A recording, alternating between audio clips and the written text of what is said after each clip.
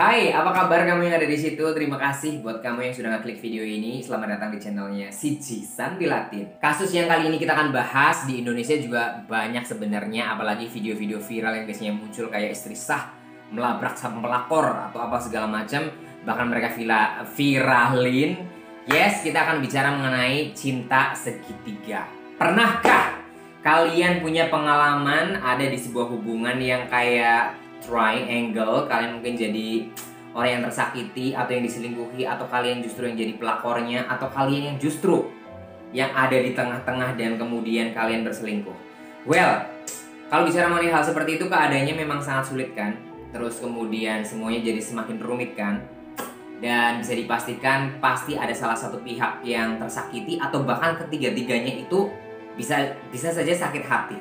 Terlebih lagi kalau ini terjadi pada usia remaja yang mereka sebenarnya secara psikis belum dewasa, terus kemudian emosinya tuh biasanya lagi berada di puncaknya, ini bisa menjadi malapetaka. Dan ini yang terjadi pada kasus Rachel Wade, Sarah Ledman, dan juga Joshua Camacho.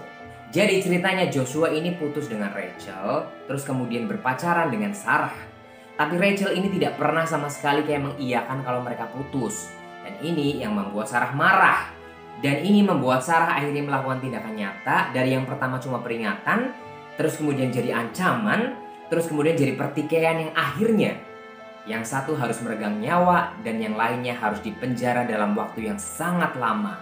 Dan peringatan keras kalau video ini mengandung konten yang membahas kasus tentang kekerasan dan juga kematian.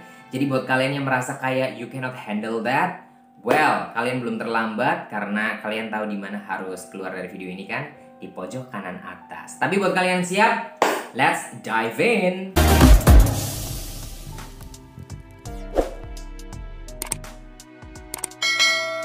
Oke, jadi kasus ini dimulai dari Pinellas Park, Florida, tahun 2009. Ini merupakan kota asal dari gadis bernama Rachel Wade. Gadis berusia 19 tahun yang cantik, riang, penyayang, dan dia juga merupakan putri semata wayang.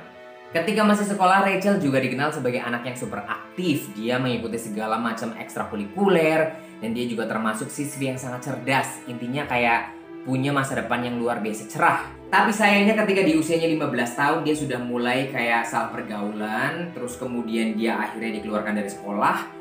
Dan dia juga sering pulang malam atau keluar malam tanpa memberitahu orang tuanya. Dan yang lebih parah lagi adalah Rachel ini termasuk yang kayak boys hunter. Jadi dia terobsesi mengejar pria. Gue nggak tahu ya, mungkin di usia-usia seperti itu putri-putri remaja itu biasanya memang kayak haus pengakuan untuk kayak pengen diakui cantik lah, pengen diakui ada apa segala macam sama lawan jenis. Tapi Rachel ini punya obsesi mengejar prianya tuh di level yang agak sedikit sudah di ambang batas gitu. Jadi dia gonta-ganti pacar apa segala macam. Menurut pengakuan ayahnya juga dia sering dapat pacar, tapi pacarnya justru pacar yang tidak benar. Dan akhirnya di usia 18 tahun dia keterima kerja sebagai waitress. Ini artinya dia sudah mulai mandiri, dia tinggal sendiri di apartemen, terus kemudian ya pokoknya sudah mulai dewasa dan bertanggung jawab atas dirinya sendiri. Pinellas Park juga merupakan kota asal dari gadis belia yang masih duduk di SMA bernama Sarah Ledman. Sarah ini adalah gadis yang bisa dikenal sama keluarganya, dia ramah, hangat, penyayang, apa segala macam. Dan dia juga adalah harapan satu-satunya keluarga karena dia juga anak tunggal. Well, bisa dibilang Sarah dan juga Rachel ini kedua-duanya adalah anak yang baik, sama-sama anak tunggal. Dibesarkan dengan keluarga yang penyayang, tidak pernah ada sejarah kayak kekerasan dalam keluarganya. Makanya akan sulit dipercaya kalau kedua gadis baik ini nantinya mereka akan berkelahi sampai mati hanya demi berebut lelaki. Oke, singkat cerita, Rachel dan Sarah ini jatuh cinta kepada pria yang sama. Dan ini yang memicu konflik serius di antara mereka sebenarnya. Well, Rachel dan Joshua sebenarnya ini berpacaran mulai tahun 2008 pada saat summer. Joshua ini dikenal sebagai kayak cowok yang bad boy, bertato, ya cowok-cowok yang sering gerah lah ya, yang suka kalau foto tuh suka buka baju, pamer-pamer perut six pack-nya dan segala macam. Dan dia punya kayak rapper star persona. Well, pada saat baru-baru pacaran, Rachel mengaku bahagia banget kalau Josh adalah satu-satunya dan sepertinya dunia milik berdua. Ya namanya baru pacaran lah ya. Akhirnya beberapa bulan setelah pacaran, tiba-tiba Rachel itu mulai mendapatkan telepon dari seorang gadis bernama Sarah yang juga mengaku pacarnya Joshua. Dan tentu saja ini membuat Rachel shock dan berpikir kalau sebenarnya yang dipacari duluan itu siapa. Meskipun pada faktanya adalah Joshua memacari mereka berdua di tahun yang sama dan juga pada saat summer. Jadi ya sama-sama. Jadi Josh ini memang laki-laki yang bisa dibilang ya masih muda, kepengen coba-coba sana sini lah ya. Alih-alih mengkonfrontasi prianya karena prianya yang menjadi sumber masalahnya, mereka akhirnya mengikuti kayak gaya penyelesaian cinta segitiga orang Indonesia, di mana yang wanitanya yang harus berdrama. Akhirnya kedua gadis ini mulai melakukan kayak saling serang, saling mengancam lewat telepon, lewat WhatsApp dan sebagainya. Buat Sarah, Josh adalah segalanya, cinta pertamanya. Ya, Sarah kan masih duduk di bangku SMA ya. Akhirnya, Sarah ini mulai melakukan tindakan nyata seperti kayak mulai mendatangi tempat kerja Rachel, terus kemudian mengikuti Rachel ketika pulang kerja ke apartemennya. Dan di situ Rachel sudah merasa kayak mungkin sudah saatnya untuk menggertak balik si gadis SMA ini, tapi sayangnya dengan cara yang kurang tepat. Rachel ini akhirnya mengirim voice note yang berisi kata-kata kasar dan juga ancaman pembunuhan. Dan ini tentu saja membuat Sarah agak sedikit takut. Tapi si Joshua yang mengetahui adanya kayak dua wanita sedang merebutkan dirinya, malah justru sepertinya enjoy dengan dramanya dan seperti merasa kayak raja. Rachel dan Sarah ini sudah berperang di dunia maya hampir 4 bulan. Mereka belum pernah bertatap muka satu sama lain sebenarnya.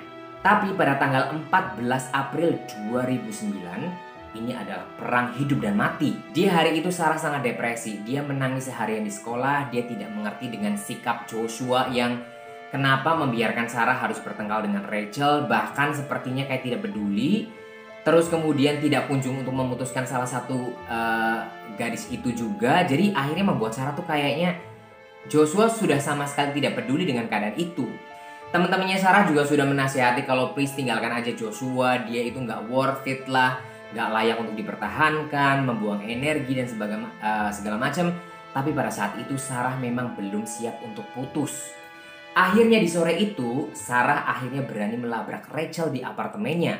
Jadi ketika tahu Sarah yang akan datang, Rachel ini mengambil pisau dapur untuk jaga-jaga, siapa tahu akan ada kondisi yang tidak bisa terkendali. Tapi sebelum Rachel ini sempat membuka pintu, akhirnya Sarah itu sudah pergi duluan tapi sambil berteriak dan memperingatkan Rachel untuk please jangan ganggu hubungan mereka berdua gitu. Akhirnya setelah itu Rachel ini pergi ke tempat temannya, sementara Sarah ini pergi ke tempat kakaknya Joshua untuk bertemu Joshua dan pacaran di sana. Ketika lagi dalam pacaran sama Sarah pun, Joshua ini tidak berhenti untuk SMS-an sama Rachel.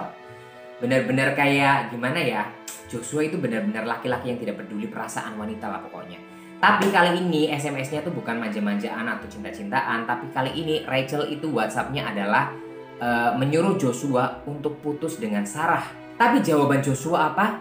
Udah santai aja, lo gak usah ikut campur hubungan kita. Tidak terasa hari itu sudah jam 11:30 dan Sarah sadar kalau itu sudah telat banget untuk pulang. Takut kalau misalkan orang tuanya mencarinya. Akhirnya Sarah pulang dengan mengendarai mobil. Kakaknya Joshua dan juga teman kakaknya Joshua ini nebeng dan minta di drop di restoran. Baru saja mobilnya Sarah turun di jalanan, tiba-tiba ada mobil dari arah berlawanan yang melambaikan tangan dan menyuruh Sarah untuk berhenti. Dan di situ Sarah melihat dengan jelas siapa pengemudinya. Yes, tidak lain tidaklah bukan adalah Rachel. Dan ini adalah pertama kalinya Rachel dan Sarah bertemu bertatap muka. Dan yes, akhirnya Sarah menghentikan mobilnya dan memberanikan diri untuk mendekati Rachel. Yang Sarah tidak sadar dan tidak tahu adalah Rachel ini sudah siap-siap dengan pisau dapurnya. Dan tentu saja apa yang kita pikirkan itu terjadi. Mereka langsung saling baku hantam, saling jambak, saling cakar dan sebagainya. Tapi itu tidak berlangsung lama. Itu cuma 5 menit. Sarah langsung kembali ke mobilnya dan Rachel pun langsung masuk ke dalam mobil. Cuma pada saat di dalam mobil dia baru sadar bahwa pisau yang dipegang itu sudah berlumuran darah. Dia tidak tahu apa yang dia lakukan, dia tidak tahu pisaunya mengenai apa, tapi benar-benar darah itu mengalir dari pisau tersebut. Dan ternyata Sarah ini terkena 3 tusukan, tapi pada saat itu dia masih sempat untuk menelpon Joshua dan bisa bilang katanya sakit, ini sakit banget, terus tiba-tiba langsung pingsan dengan bersimbah darah. Akhirnya kakaknya Joshua dan juga temannya dia menelpon 911 untuk melaporkan. Dan yes, akhirnya pada saat itu Sarah langsung dibawa ke rumah sakit untuk mendapatkan perawatan. Tapi sayangnya ketika matahari bersinar, nyawa Sarah terbenam. Sementara Rachel dia langsung pulang ke rumah dan membuang pisaunya itu di atas genteng rumah tetangga. Dia sempat rileks karena di situ ada terekam CCTV, mukanya sangat tenang, bahkan dia sempat berkata-katanya yes, I'm done. Padahal Rachel ini berasal dari keluarga yang sangat penyayang, tidak pernah ada kekerasan dalam keluarganya, tidak pernah berkelahi sebelumnya segala macam, tapi dengan dia melakukan penusukan dan juga habis bertengkar dengan muka yang menunjukkan masih sangat kalem seperti itu, sepertinya kayak nggak make sense. Biasanya pasti akan gemetar segala macam kalau orang nggak pernah bertengkar kan. Dan yes, akhirnya Rachel ini dipanggil oleh kepolisian untuk diinterogasi. Pada saat di ruang interogasi, mukanya Sarah masih tenang, kalem. Sepertinya memang dia tidak sadar kalau dia sudah menusuk Sarah. Dan dia pikir tujuannya dia hanya menggertak, dan sepertinya tujuannya udah tercapai begitu. Tapi setelah polisi menceritakan kalau Sarah sudah meninggal, di situ dia akhirnya langsung nangis dan shock. Dan dia baru sadar kalau dia harus mendekam di penjara untuk waktu yang sangat lama. Dan well, ini bisa dibilang akhir dari masa depan, mimpi dan juga kebebasannya. Oke, dia sudah melancarkan amarahnya dan mungkin ini adalah saatnya dia membayarnya kan. Dan Rachel ini didakwa dengan pembunuhan tidak berencana dengan denda $500.000. Membuat orang tuanya itu tidak percaya kalau ini adalah anak gadis yang selama ini mereka sayangi selama 19 tahun. Tapi akhirnya mereka harus melihat anaknya harus mendekam di penjara. Joshua, di mana ini adalah akar semua permasalahannya, dia juga sempat dipanggil sebagai saksi pada saat persidangan. Dan di sini Joshua membuat pernyataan yang membuat semua orang terkejut bahwa Joshua tidak mengakui kalau mereka berdua itu ya berpacaran karena Sarah dan juga Rachel itu dianggap menjadi hanya beberapa gadis yang memang menjadi teman tidur saja, tidak lebih dari sekedar itu gitu. Padahal menurut Sarah, Josh adalah segalanya, makanya dia rela sampai meregang nyawa dan aku yakin dia sekarang menyesal di alam baka. Oh my god. Dan bayangkan kalau kalian jadi Rachel, dia harus mendekam di penjara untuk waktu yang sangat lama demi bajingan seperti itu, yang sama sekali tidak pernah menganggap kalau dirinya adalah pacarnya. Padahal dia berani mati-matian untuk bertengkar untuk merebutkan dirinya, bayangin. Dan di sini tuh ada hal yang memberatkan hukuman Rachel karena Rachel sempat mengirim voice note berupa ancaman pembunuhan. Jadi seakan-akan kalau polisi itu memang tidak percaya kalau ini tidak direncanakan, ini kayak seolah-olah sudah terplanning atau ada niat dari awal. Dan sementara Rachel mengaku itu hanya untuk menggertak saja pada awalnya. Begitupun Sarah juga melakukan hal yang sama pada Rachel, sering mengirim kayak pesan ancaman segala macam. Tapi sayangnya Rachel sudah menghapus semua bukti-buktinya, jadi tidak ada bukti bahwa Sarah juga melakukan hal yang sama atau pengancaman yang sama terhadap Rachel. Dan yes, akhirnya Rachel ini divonis 27 tahun penjara dan ini membuat orang tuanya tidak terima. Tapi ketika orang tua Sarah diberikan kesempatan terakhir untuk memberikan pesan terakhir kepada Rachel di persidangan, orang tua Sarah bilang bahwa masih untung kamu hanya di penjara 27 tahun, sementara anak saya terbaring di kuburan dan saya tidak bisa melihatnya. Dan ya, keluarga Rachel harus menerima dengan lapang dada dibanding keluarga Sarah yang harus kehilangan anaknya untuk selamanya. Dan lesson yang bisa dipetik dari kasus ini adalah jangan pernah mengorbankan kehidupanmu, kebebasanmu, kebahagiaanmu demi orang yang tidak pernah mempedulikan kamu. Dan kasus-kasus seperti ini di Indonesia juga bukan hal yang baru ya kan. Cinta segitiga berujung petaka atau kadang cinta segitiga akhirnya berujung yang sah melabrak, yang tidak sah segala macam. Cuman gue bingung jujur, kenapa harus di videoin untuk melabrak pelakor? Tujuannya apa? Mempermalukan si pelakor? Men, untuk istri sahnya juga kamu mempermalukan diri kamu sendiri bahwa menunjukkan bahwa kamu sudah tidak menarik lagi buat pasanganmu. Dan buat pelakor juga jangan merasa laku karena kamu justru tidak dihargai atau kamu gak punya harga diri. Buktinya kamu dipakai sembunyi-sembunyi dan tidak kunjung diperkenalkan secara resmi. Ya kan? So, please kenapa nggak yang cewek sama yang cewek duduk, ngobrol, woman empowering, dan merencanakan untuk membuat sesuatu hal yang bikin suamimu atau pasanganmu kena batunya gitu loh. Atau yang paling penting adalah ketika suami atau pasangan kamu sudah mulai selingkuh, please come back to yourself. Kembali ke akar bahwa kamu harus mencintai dirimu sendiri. Karena laki-laki itu lebih tertarik kepada wanita yang tahu bagaimana cara mencintai diri sendiri, merawat diri segala macam. Laki-laki akan datang sendiri kok. Oke, well kalau begitu sepertinya saya terlalu banyak bicara tentang hal yang saya sendiri tidak pernah mengalaminya, men. So, itu cuman kayak pendapat gue aja sih.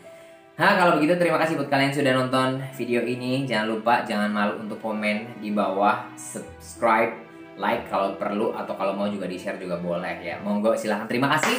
Kalau begitu saya Sijisan, sampai ketemu di video berikutnya. Oke? Bye-bye.